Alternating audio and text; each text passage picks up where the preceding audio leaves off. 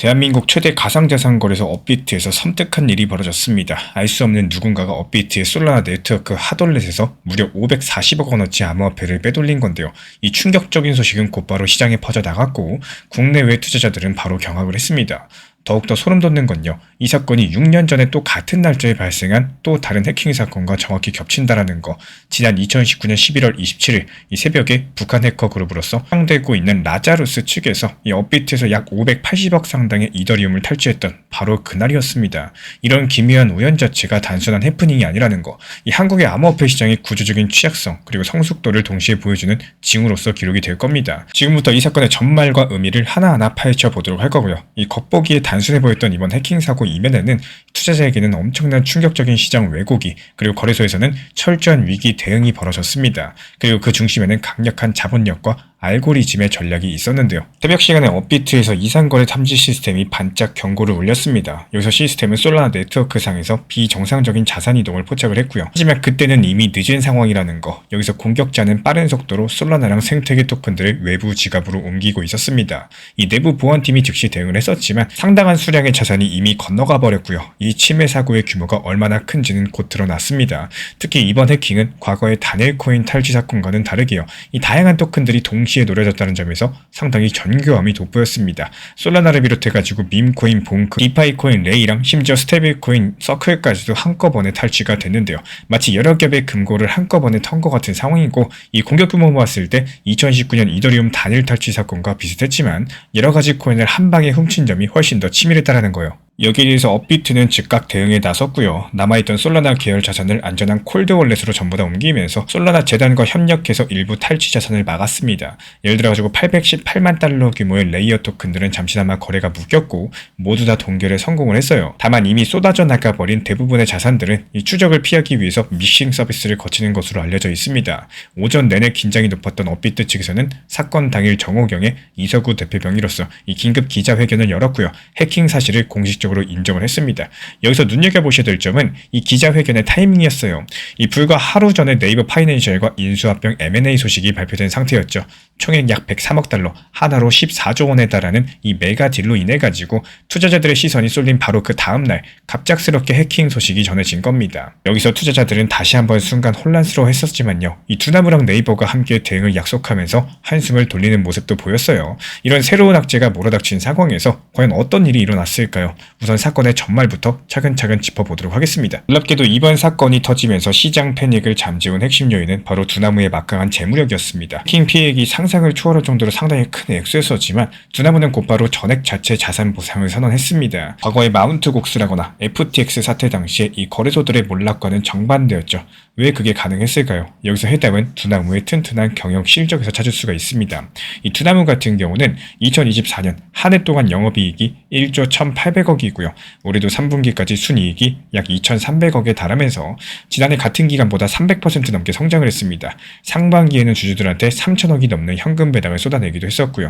이런 것들을 고려해봤을 때 540억이라는 손실은 두나무한테 전체 이득의 몇 %도 안 되는 작은 금액이었다는 거. 쉽게 말씀드려서 일반 제조업체가 생산 과정에서 겪는 재고 손실률 정도로 치부할 수 있는 수준입니다. 그래서 두나무는 흔들리지가 않을 수 있었고요. 회사 측에서 피해 사실을 알린 즉시 회사가 보유한 자산으로 모두 메꾸겠다라고 못을 박았습니다.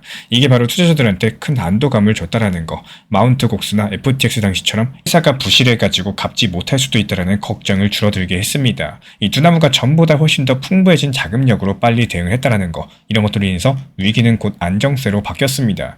예전 같았으면 눈앞에 공포에 휩싸였을 사용자들도 이번에 침착하게 상황을 지켜볼 수가 있었고요. 이 두나무가 안정된 반면에 이 시기는 또 다른 중대한 변수가 얽혀 있습니다. 바로 네이버 파이낸셜과의 인수 합병 발표였는데요. 이 딜의 규모가 103억 달러, 하나로 약 14조 원에 달하는 초대형 거래였다라는 거. 합병 소식만으로도 시장에는 두나무가 네이버 그룹의 품에 안기게 됐다라는 신뢰감을 불어넣었고 네이버 같은 경우는 한국 시가총액 상위 기업 중에 하나죠. 막강한 IT 인프라까지도 보유한 거대 공룡 기업입니다.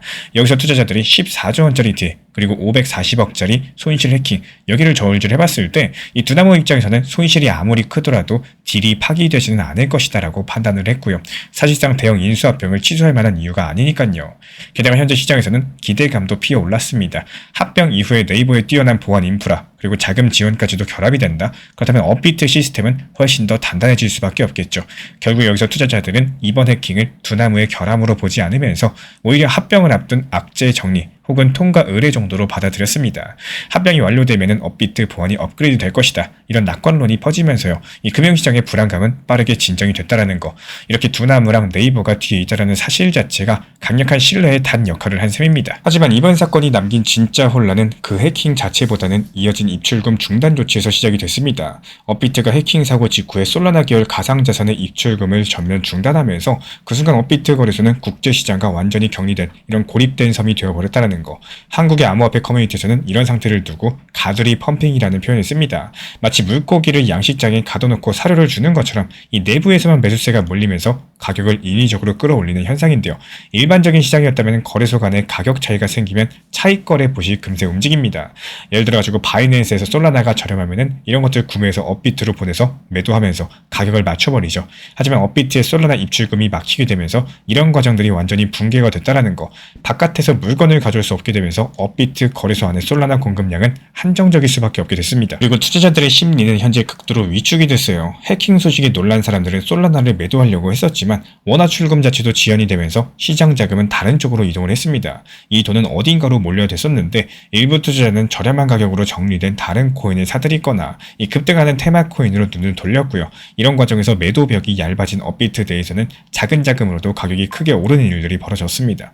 실제로 이번 업비트 사태 직후에요. 국내 업비트에서 거래되는 솔라나 계열 코인들의 가격들이 글로벌 시세랑 비교해서 이상한 현상을 보였다라는 거. 처음 해킹 소식이 퍼지면서 솔라나 가격이 크게 하락했었지만요. 입출금 중단 공지가 나가고 나서 더 이상 하락하지 않았습니다. 오히려 약하게 반등을 했죠.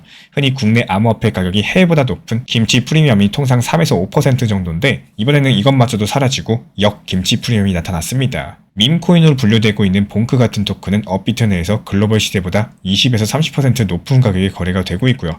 외부에서 물량을 들을 수가 없다 보니까 내부 매수세만으로 이렇게 급등을 한 겁니다. 이게 과거 사례랑 상당히 비슷한 패턴이었어요. 지난 2020년 3월 업비트에서 스팀이라는 코인이 입출금 중단으로 인해 가지고 업비트 내에서만 글로벌 시세의 2배까지 상승했었죠. 그리고 작년 당시 앱토스의 가짜 토큰 입금 이슈 때도 비슷한 일이 벌어졌습니다. 이 폐쇄된 생태계에서 가격이 자석처럼 이상하게 당겨지는 것이었었고 결국에 해킹 사고가 벌어져가지고 두나무가 자산을 보존하더라도 여기서 시장 참여자들은 눈앞에 왜곡된 가격 차트랑 씨름을 해야 됐었습니다. 이렇게 닫힌 시장에서 가장 활발하게 움직이는 존재는 사람보다 트레이딩 봇이었습니다. 공포감에 질려버린 개미 투자자들이 헤매고 있을 때요. 이 오토봇들은 입출금 중단 신호를 감지하자마자 즉각적으로 전략을 바꿨어요.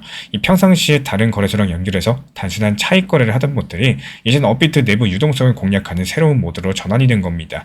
이 먼저 눈에 띈 변화는 매도벽이 얇아진 효과창인데요.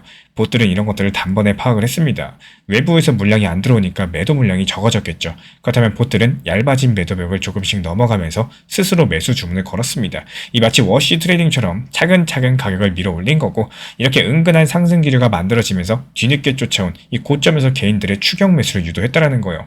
그리고 또 다른 전략은 변동성 기회 포착인데요. 이 시장이 봉쇄된 상태에서 작은 뉴스에도 가격이 민감하게 반응하는 점을 노린 겁니다. 여기서 봇들은 대표적인 기술적 지표가 과매도 신호를 보낼 때 즉각적으로 매수를 시작을 했고요. 예를 들어가지고 가격이 급락해서 기술적 지표가 바닥권에 진입하면요. 봇들이 즉시 물량을 사들였습니다. 그리고 가격이 소폭 올라가면은 또 곧바로 매도하는 이런 단타 패턴을 계속 반복했어요. 이렇게 0.5에서 1%씩 짧은 수익을 수천 번, 수만 번 내면요. 그렇게 큰 수익이 낸다라는 거예요. 결국에 이 시장에서는 4가지 단계의 사이클이 형성됐어요. 먼저 입출금 중단 소식이 확인되면서 봇들은 다른 거래소로 자금을 보내는 기능부터 즉시 차단을 했고 그 다음 가격이 충분히 내려가면서 집중 매수를 통한 매도벽을 붕괴시키면서요. 이 가격 하락을 막고 반등을 유도했습니다. 이어가지고 대량의 매수 주문들을 퍼부으면서 가격을 급등시켰었고요. 이때 각종 포모 심리에 휩싸인 개인분들께서 앞다퉈서 고점에 따라 붙었습니다. 여기서 또 마지막으로 봇들은 이렇게 고점에서 개인들이 물량 먹어줄 때 그동안 쌓았던 물량들 한꺼번에 풀어내면서 다시 한번 가격을 곤두박질 치는 시기죠. 이 결과적으로 개미 투자자들은 모두 다 높은 가격에 매수하고 나서 이 추락하는 장소에서 전부 다 몰려가지고 큰 손해를 보게 됐습니다. 실제로 이번 업비트 해킹 사태의 분봉 차트에서는요, 사람이 낼 수 없는 규모의 거래량이 폭발적으로 다수 포착이 됐었는데 1분마다 눈 깜짝할 사이에 이루어진 이런 거래들이 명백히 알고리즘 매매의 흔적이었습니다. 입출금 중단이라는 특수 상황에서 벌어진 이 동시다발적인 매매 패턴들은요, 현재 투자 시장에서 컴퓨터가 움직이는 세상의 일면을 여실히 보여주고 있는 상황이고, 그렇다면 왜 공격자는 수많은 블록체인 중에 하필 솔라나 네트워크를 노리고 있는 걸까요? 이 다른 주요 코인들은 피해를 피했는데 그 이유를 각 블록체인의 특성과 거래소 운영 방식을 비교해보면 명확해집니다. 먼저 솔라나를 들여다보겠습니다. 솔라나가 초당 수만 건의 거래를 처리하는 고성능 체인이죠. 이 정도 속도를 내려면은 빠른 입출금이 필수입니다. 업비트 같은 거래소는 이용자들이 급하게 코인 보낼 때 이 시간 차단이 없어야 되기 때문에 솔라나 계열 자산들을 대부분 핫월렛에 보관해 둡니다. 특히나 밈코인이나 NFT처럼 속도가 생명인 거래가 많은 솔라나 생태계에서는 이런 작업들이 더욱더 중요하다라는 거. 근데 여기서 문제가 뭐냐? 이게 바로 곧 보안의 약점이라는 겁니다. 온라인 지갑에 많은 자산이 모일수록 해커의 표적이 되기가 쉽겠죠. 솔라나 같은 경우는 내부적으로 ED25519라는 빠른 서명 알고리즘을 사용합니다. 이 방식이 처리 속도가 상당히 뛰어나지만요, 그래서 서버나 키 관리 시스템이 뚫리면 치명적입니다. 즉 개인 키나 서명 권한을 한 방에 탈취당하면 단숨에 수많은 토큰을 옮길 수가 있기 때문에 이번 해킹에서도 이 업비트의 솔라나 핫월렛 개인 키라거나 서명 서버가 유출됐을 가능성이 제기가 되고 있는데요, 속도를 위해서 핫월렛 비중을 높인 전략들이 이 보안상의 딜레마로 돌아온 셈입니다. 반면에 리플의 XRP 특성은 전혀 다르다라는 거. 이 리플은 금융권의 송금을 위해서 만들어진 블록체인이고요, 거래소들이 보통 하나의 거대한 XRP 지갑만 운영하고 또 고객별로는 데스티네이션 태그로 구분을 합니다.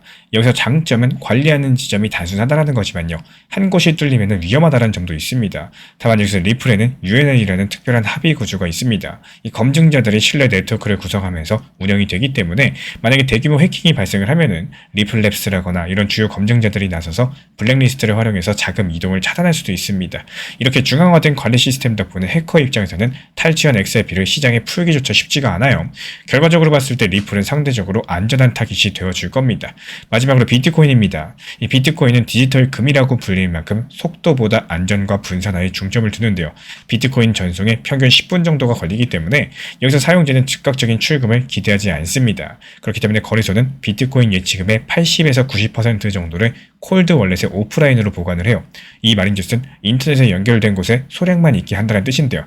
게다가 비트코인은 UTXO 모델을 사용하면서요, 이 자금의 흐름이 모두 다 투명하게 기록이 됩니다. 대규모 이체가 생기면 전 세계의 블록체인 탐정들이 즉시 이런 것들을 감지하면서 경고를 보내겠죠.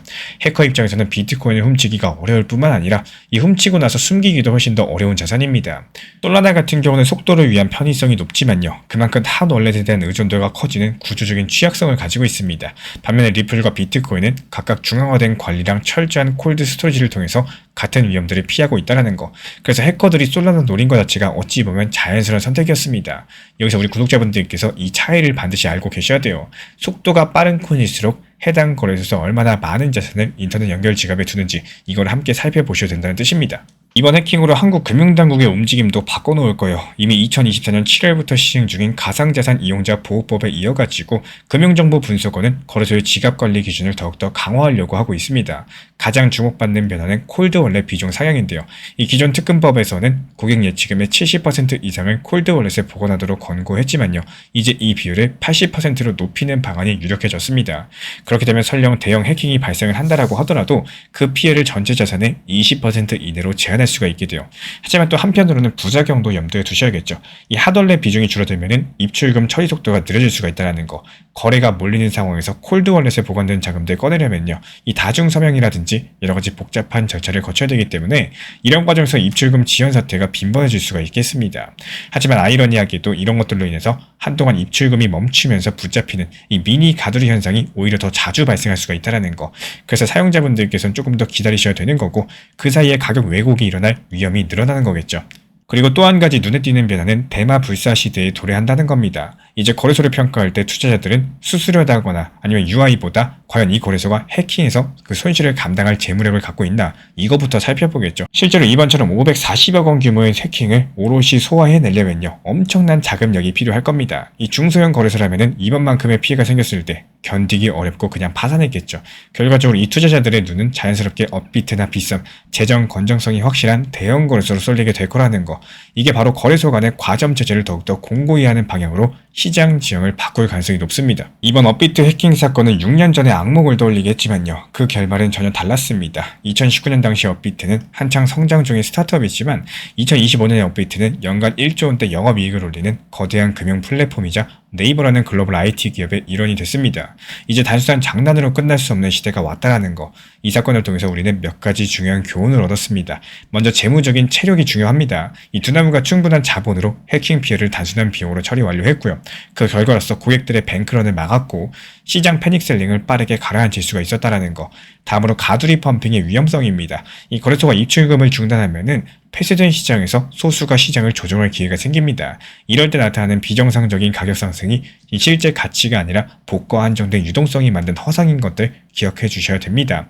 마지막으로 블록체인 기술 선택의 중요성입니다. 이 솔라나처럼요. 성능이 뛰어난 체인은 편의성 이면에 더 큰 보안 리스크를 담보해주고 있습니다. 이 투자 포트폴리오를 짜실 때 단순하게 코인 기술적인 성능뿐 아니라 그 자산이 거래소에서 어떻게 보관 관리가 되는지도 따져보셔야겠죠. 결국에 키를 네가 가지지 않으면 네 코인이 아니다. 이런 격언 자체가 2025년에도 여전히 유효합니다. 다만 현실적으로 봤을 때 이 중앙화 거래소를 이용해야 되는 상황이라면은 이제는 또 하나의 안전수칙이 추가가 됐다라는 거. 바로 거래소의 재무 건전성을 반드시 확인해야 된다는 거. 이 투자하려는 거래소가 망하지 않을 만큼 충분한 자본을 갖고 있는지 살펴보셔야 되고 그 거래소가 과연 얼마나 든든한 방파제를 가지고 있는지 따져볼 타이밍입니다. 소중한 자산들을 지키기 위해서는 이런 명성이 아닌 실력을 보는 눈을 키우셔야겠죠.